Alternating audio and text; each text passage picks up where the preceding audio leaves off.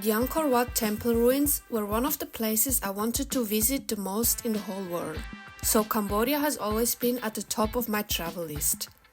And while it's already worth visiting the country for Angkor Wat alone, it also has so much more to offer. Watch this video to get an idea of how a trip of around 1 week through Cambodia could look, together with some travel tips. I started out by spending some days in the capital, Phnom Penh. I had read before that the city is described as busy and vibrant, but if you've been to Bangkok before, Phnom Penh feels overall more quiet and with much less traffic too.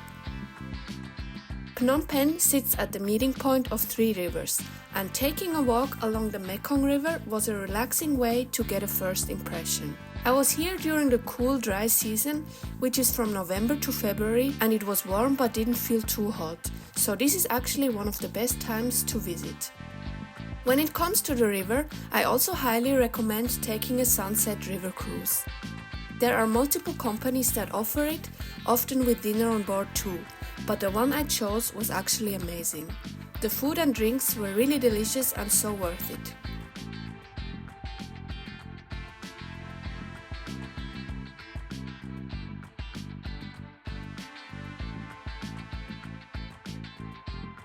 Another great place to visit in Phnom Penh is the night market.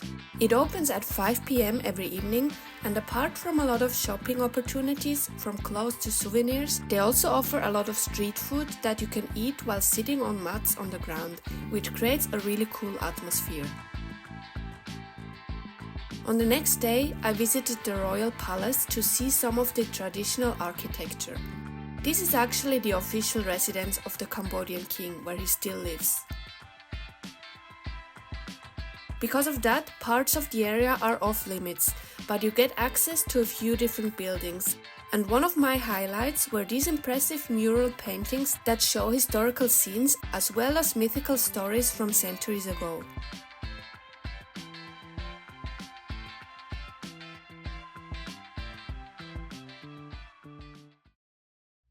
My next stop after Phnom Penh was Siem Reap, which is about a 5 or 6 hour bus ride away, the second largest city of Cambodia and where the famous Angkor Wat temples are. The city itself is nice too, more relaxed than Phnom Penh, with a little river and the famous pub street for going out.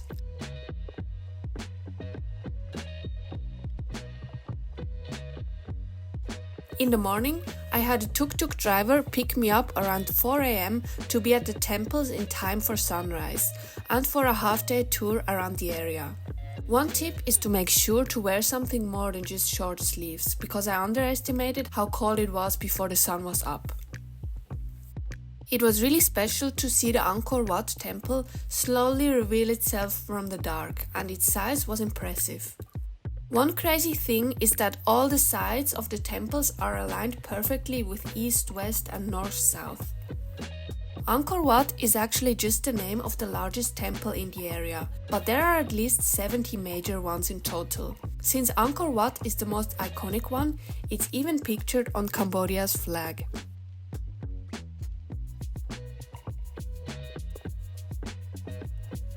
The driver later took me around to see some of the other temples, such as Ta Prohm, also famous and known as the Jungle Temple, overgrown with tree roots.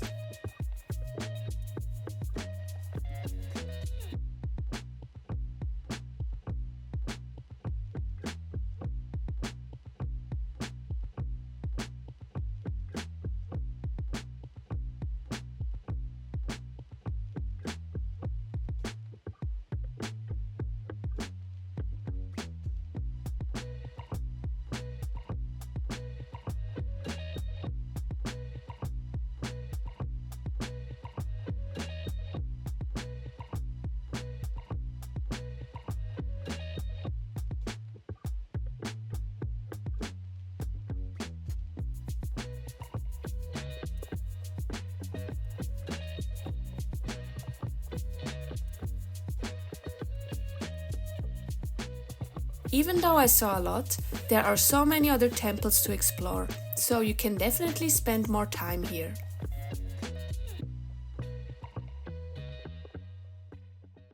After Siem Reap, I headed to my last stop, Koh Rong, which is one of the country's tropical islands.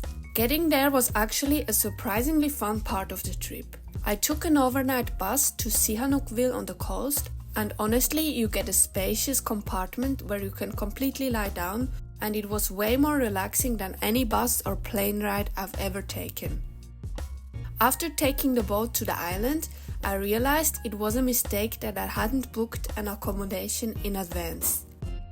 Most places were already booked out, and only by luck I was able to get an affordable hotel room. Otherwise, the only possible option would have been sleeping in a beach tent. Koh Rong is very beautiful. Some of the beaches have powdery white sand that almost looks like snow.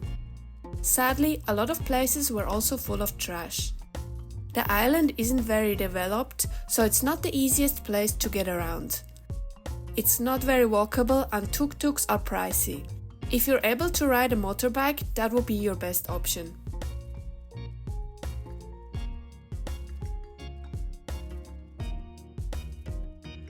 One thing you shouldn't miss out on are these smoothies that were super delicious and cheap.